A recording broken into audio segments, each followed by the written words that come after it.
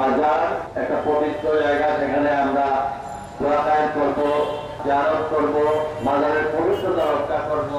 কিন্তু সেখানে এখন আমাদের ইসলাম এবং শরীয়তের বিরুদ্ধে যে সকল বিষয় সেটা সেখানে পরিচালিত হচ্ছে।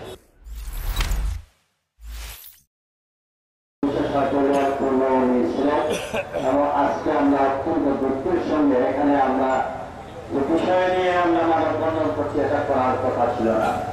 আমাদের সেই আল্লাহপুর শিরোমণি হযরত শাহজালাল এমনি রাহমাতুল্লাহ আলাইহি এবং তার সঙ্গে 360 জন আউলিয়া এসেছিলেন আমাদেরকে ইসলাম প্রচার করে এবং আমাদেরকে মুসলমান করে। এই সকল নোংরামির বিরুদ্ধে তার অবস্থা সুস্পষ্ট ছিল। কিন্তু ভাগ্যের পরিহাস যে আমরা কি দেখতে পাচ্ছি, সেটা আমাদের এই মাজার একটা পবিত্র জায়গা, সেখানে আমরা দোয়া করবো, জিয়ারত করবো, মাজারের পবিত্রতা রক্ষা করবো। কিন্তু সেখানে এখন যে ধরনের আমাদের ইসলাম এবং শরীয়তের বিরুদ্ধে যে সকল বিষয় সেটা সেখানে পরিচালিত হচ্ছে।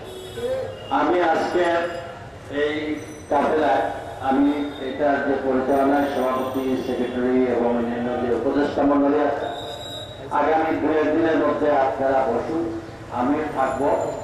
আমাদের এখান থেকে সুস্পষ্টভাবে সিলেটের বিভাগীয় প্রশাসন, পুলিশ প্রশাসন, জেলা প্রশাসন এবং পুলিশ প্রশাসনের এদের কাছে আমরা আমাদের সুনির্দিষ্ট প্রস্তাব আমরা দেব এবং তাদেরকে আমরা অনুরোধ করবো তারা আমাদের এইটা কিভাবে বাস্তবায়ন করবেন এবং কতদিনের মধ্যে করবেন, কিভাবে করবেন, কোন প্রক্রিয়ায় করবেন সেটা তারা জানেন। তাদেরকে আমরা সহযোগিতা করব। আমাদের সবাইকে একটু চোখ কান ভালো রাখতে হবে। বিভিন্ন ধরনের ইসলামের বিরুদ্ধে ষড়যন্ত্র চলছে। তাকে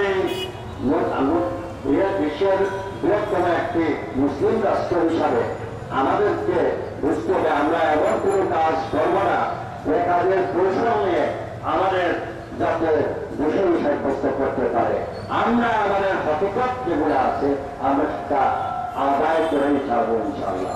এবং আমার বিশ্বাস আমরা আমাদের সঠিক পথে আমরা যদি যাই, আমরা এটা বাস্তবায়ন হবে।